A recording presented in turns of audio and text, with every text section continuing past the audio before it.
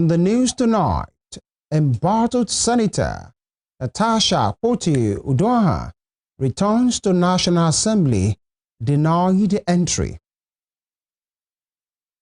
Former Vice President Atiku Abubakar backs P2B, says a threat to Obi is against Nigerians. Governor Adeleke, Osun PDP, endorse Tinubu for second term. On the foreign scene, at least 27 dead, mostly children, in Bangladesh Air Force jet crash. Good evening, this is News at 7 on Western Spring Television. I am Femi Ojo. Senator Natasha today made good her vow to resume at the National Assembly but was denied entry. Upon her arrival around noon, the Kogi Central lawmaker, who rode in a black car, was stopped by security operatives at the first gate of the National Assembly. After some minutes, Senator Natasha alighted from her vehicle and walked into the National Assembly premises in Abuja, accompanied by her supporters, including activist Aisha Yusufu. She was stopped again at the second gate and asked to turn back. However, the senator and her supporters made their way past the checkpoint only to meet a locked gate. Despite attempts to gain entry, the lawmaker and her team of supporters were denied access. They later left with the lawmaker expressing displeasure over the move, with the embattled senator vowing not to apologize. On March 6, the Senate suspended Akpoti-Uduaghan for 6 months for breaching his rules. Her suspension came amid her claims of sexual harassment by Senate President Godswill Akpabio.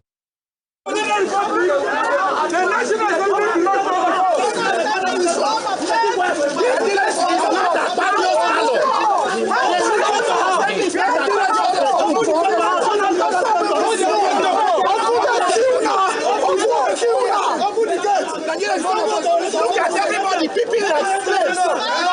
Because one man wants to be constitutional authority. The National Assembly was in existence before Akpabio. It cannot sustain. It's Akpabio, the law of Nigeria. Shame on you, bunch of invalids. Senator, on what authority are you doing that?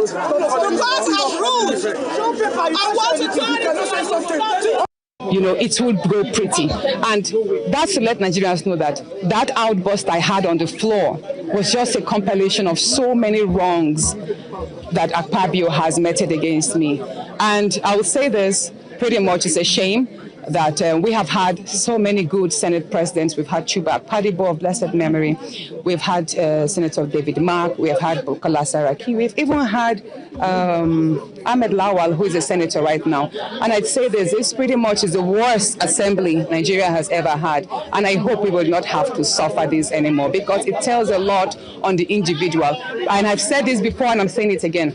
The Senate President Godswill Akpabio runs the Nigerian Senate as if it's the third-term governor of Akwa Ibom. Many senators are afraid. You've all seen what happened. You are not allowed to speak. When you try to speak or air your views on certain issues that are critical, you get shut down if it does not conform with what he wants. Is there an official reason given to you for why you're not allowed to come? So far, I've not been given any official reason. I've only read on the papers yesterday that I should not resume today because the Senate has appealed, and that is why I presented to you that the Senate has not appealed the judgment. It is Akpabio himself. He is abusing power by willing the entire institutions to fight me. It's a personal vendetta that Akpabio is unleashing on me by hiding under the wings of the institutions, and it is wrong. It is totally wrong, because you can't have his own senatorial district deprive the Kogi Central of representation. There is just no reason why these gates should not be open. But by and large, considering the fact that the Senate is vacating tomorrow, whenever they deemed it fit to resume, we would resume as well. So what matters most is all the pressures and all the calls of me apologizing for no wrong that I did. I have refused to do that. So if it means staying the entire 6 months for an unjust suspension, which I'm repeating again, has been quashed by the courts. In the meantime, the Senate has announced plans to hold a special session on Wednesday in honor of former President Muhammadu Buhari. The tribute session will reflect on his legacies and contributions to national development following his recent passing. Last week, the Federal Executive Council (FEC) held a special session in honor of the former president. Buhari died in London on July 13 after a prolonged and undisclosed illness. He was buried last week in Daura, Osun State, in a ceremony attended by dignitaries from within and outside Nigeria. The former president was Nigeria's second longest-serving leader. The Katsina Bond served the country between 2015 and 2023. He was also the head of state between 1983 and 1985. Meanwhile, the Senate has urged the public to disregard unverified social media claims suggesting that the Senate Committee on Constitution Review had recommended the creation of new states. The President of the Senate, Senator Godswill Akpabio, gave the clarification after Senator Abdul Nengi raised concerns over widespread social media reports on the purported creation. Senator Akpabio clarified that while some communities have begun holding meetings on how to develop their supposed new states, no state has been created by the Senate. He further urged the public to await official communication from the National Assembly on constitutional matters.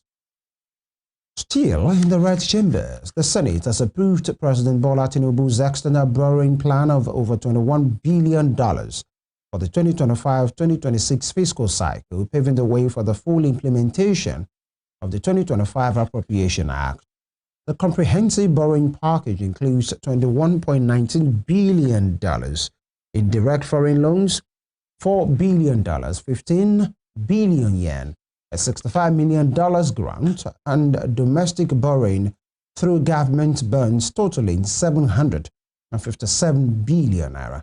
It also included a provision to raise up to $2 billion through a foreign currency denominated instrument in the domestic market.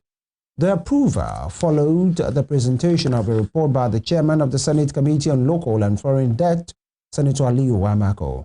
The chairman of the Senate Committee on Appropriations, Senator Lamine Kwadiola, said most of the loan requests had already been factored into the medium-term expenditure framework and the 2025 budget. Lawmakers and population experts today call for the urgent conduct of a credible population and housing census, warning that the continued delay undermines national development and the future of millions of young Nigerians. Speaking at the 2025 World Population Day event held in Abuja, the chairman of the Senate Committee on National Population and Identity, Senator Victor Ume, said it was time to invest in youth by ensuring access to right and informed decision-making. The senator expressed concern over the lack of a credible national census since 2006, which has led to uncertainty about Nigeria's actual population. The senator stressed that with more than half of Nigeria's population under 30, the country's future depends on its youth. The senator pledged that the Senate will provide the necessary legislative support and funding to the National Population Commission to ensure the next census is credible and timely. Similarly, the chairman of the House Committee on National Population and Identity, Honorable Kunchimi Odimayo, stressed that accurate data is not a luxury but a necessity. Moving on, former Vice President Atiku Abubakar said any form of threat against the 2023 Labour Party presidential candidate Peter Obi is a threat against all Nigerians. His comments come amid backlash following remarks by Edo State Governor Monday Okpebholo, who last Friday warned Mr. Obi against visiting the state without obtaining a security clearance. Atiku, in a brief statement posted on his X handle on Tuesday, said a threat against Peter Obi or anybody is a threat against everyone. The controversy stemmed from Obi's visit to Benin City on 7th of July, where he was warmly received during a visit to the School of Nursing Sciences at St. Philomena's Hospital. However, Governor Okpebholo raised concern that Obi's visit coincided with an uptick in insecurity in the state, particularly attacks targeting religious leaders. Despite efforts to clarify the position, Governor Okpebholo's statement attracted condemnation from several quarters. Meanwhile, The Minister of the Federal Capital Territory, Osun Wike, backed the Edo State Governor, telling the 2023 Labour Party presidential candidate to stop politicking. When I was governor, when PDP was coming to my state, he notified me that he was coming to my state. I provided logistics, vehicles for him to use. Because at that level, as a profile presidential candidate, if he does not tell you and anything happens, the governor will be held responsible. And people should stop politicking when the truth is being told. Obi, knowing fully well with their so-called coalition, anything can happen. They will accuse the governor that he was behind it. So the statement you made, you are quite right. You didn't say, don't come. All I'm saying, if you are coming, tell me, because I'm here to protect you. We get you too much.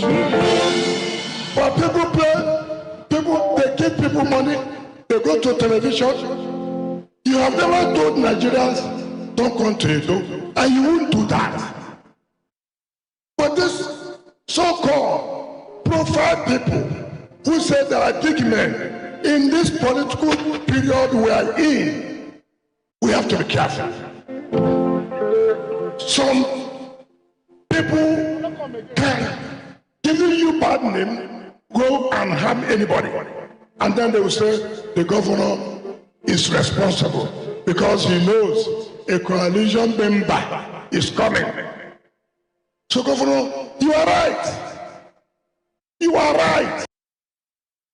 And here in Osun State, Governor Ademola Adeleke and the People's Democratic Party, PDP in the state, declared support for President Bola Tinubu's re-election bid in 2027. The governor made this known today through a statement shared via his official X handle, following a strategic meeting with the party's leadership caucus in Osogbo. He disclosed that he remains in the PDP, the party that gave him the platform to serve the people of Osun State. He revealed that he has been unanimously endorsed by the Osun PDP for a second term in 2026, adding that he will continue to deliver on his government's 5-point agenda. The announcement follows months of speculation over Adeleke's political future, with rumors suggesting he might defect to the All Progressives Congress APC, the president's party. The governor, however, has consistently denied such intentions. In another development, the federal government says privately owned computer-based test centers and others belonging to public institutions would be fully deployed in the conduct of the school-based senior school certificate examination by next year. Minister of Education, Dr. Tunji Alausa, made this known after monitoring a pilot CBT SSE conducted by the National Examinations Council at Saxon International School, Maitama, today. Alausa, who held NECO for the seamless conduct of the pilot phase of the CBT SSE, said future school-based SSCEs would be moved to designated CBT centers rather than be held within schools. The minister disclosed that the examinations will be conducted in the same manner JAMB conducts its Unified Tertiary Matriculation examination. You're watching News at 7 on Western Spring Television, and still to come. Foreign Ministry tells AGC ambassadorial appointment not for political show. We'll bring him on these when we return. Please stay with us.